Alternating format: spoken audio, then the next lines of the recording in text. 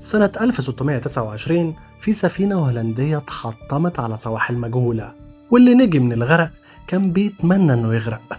جزيرة صغيرة في نص المحيط ما فيهاش أكل ولا قانون، والشر هو اللي مسك القيادة. أهلا بيكم في 5 جنان.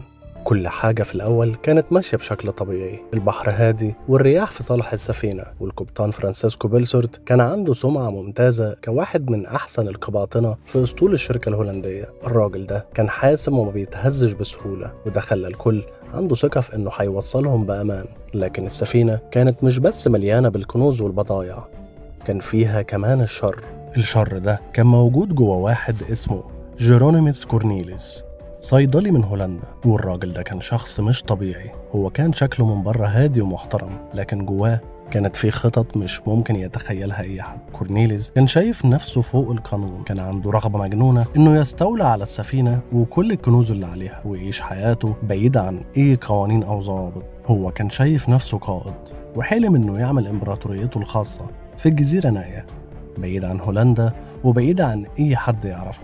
وبعد أسابيع من الإبحار البحر ابتدى يبقى قاسي، الرياح بدأت تبقى قوية والحرارة كانت بتزيد كل يوم. البحارة والركاب كانوا زهقانين وتعبانين، والكل كان بيحس إن الرحلة مش هتنتهي. وهنا بدأ كورنيليس يتحرك، بدأ يتقرب من البحارة اللي كانوا زهقانين ومستائين من القبطان والضباط، وشوية بشوية قدر يجند حواليه مجموعة صغيرة من الرجالة اللي كانوا مستعدين يسمعوا أي وعد بالثروة والحرية. خطة كورنيليس كانت بسيطة وشيطانية في نفس الوقت. أول ما يوصلوا لمنطقة نائية هو ورجالته هيقتلوا القبطان والضباط ويستولوا على السفينة بكل اللي فيها. السفينة دي كانت زي كنز عايم، فيها فلوس وبضايع تكفي تعيشهم ملوك في أي مكان يروحوا له. لكن قبل ما كورنيليس يقدر ينفذ خطته حصلت الكارثة. في ليلة ضلمة جدا والبحر كان هادي، فجأة السفينة اصطدمت بشعاب مرجانية قريبة من سواحل أستراليا الغربية، بالتحديد في منطقة اسمها جزر الأبورالوس. السفينة غرقت بسرعة رهيبة، والمية بدأت تدخل السفينة في كل مكان. صوت الخشب وهو بيتكسر كان مرعب، والكل كان بيصرخ في حالة فزع. مفيش حد كان مستعد للي حصل.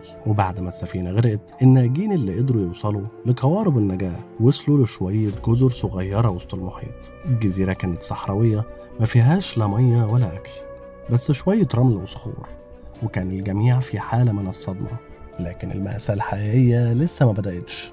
القبطان بيلسورت قرر ياخد قارب صغير ومعاه مجموعة صغيرة من البحارة علشان يدوروا على مساعدة. هو كان عارف إنهم لو فضلوا في الجزيرة من غير أكل ولا مية هيموتوا كلهم. ساب بقية الناس على الجزيرة، منهم الركاب والنساء والأطفال، وطلع يدور على مساعدة في أقرب مستعمرة هولندية. بس اللي القبطان ما كانش يعرفه إنه سايب الناس في إيدين شخص مجنون. كورنيليس شاف إن دي فرصته الذهبية. القبطان مشي ومفيش حد يقدر يوقفه. هو بقى الزعيم دلوقتي، وبدأ يجمع حواليه الرجالة اللي كان مجندهم قبل كده، وقرر إنه يفرض سيطرته على الجزيرة بكل الطرق مهما كانت وحشية. كورنيليس كان عنده هدف واحد، التخلص من أي حد ممكن يعارضه أو يقف في طريق خطته. بدأ يقتل الناجين واحد ورا التاني، أي حد بيعترض أو بيحاول يهرب كان مصيره الموت. الجنون سيطر عليه تماما.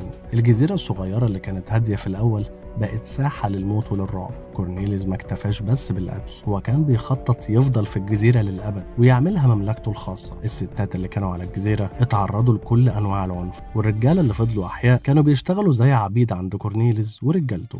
الناس كانت في حالة يأس تام، ما كانش فيه أي أمل في النجاة، وكل يوم كانوا بيشوفوا حد من صحابهم أو أهلهم بيتقتل قدام عينيهم. وفي وسط كل الجنون ده كان في مجموعة صغيرة من البحارة قدروا يعملوا خطة للهروب من سيطرة كورنيليس. قرروا إنهم مش هيستسلموا للجنون اللي حواليهم، وإنهم هيحاربوا لآخر نفس عشان ينجوا.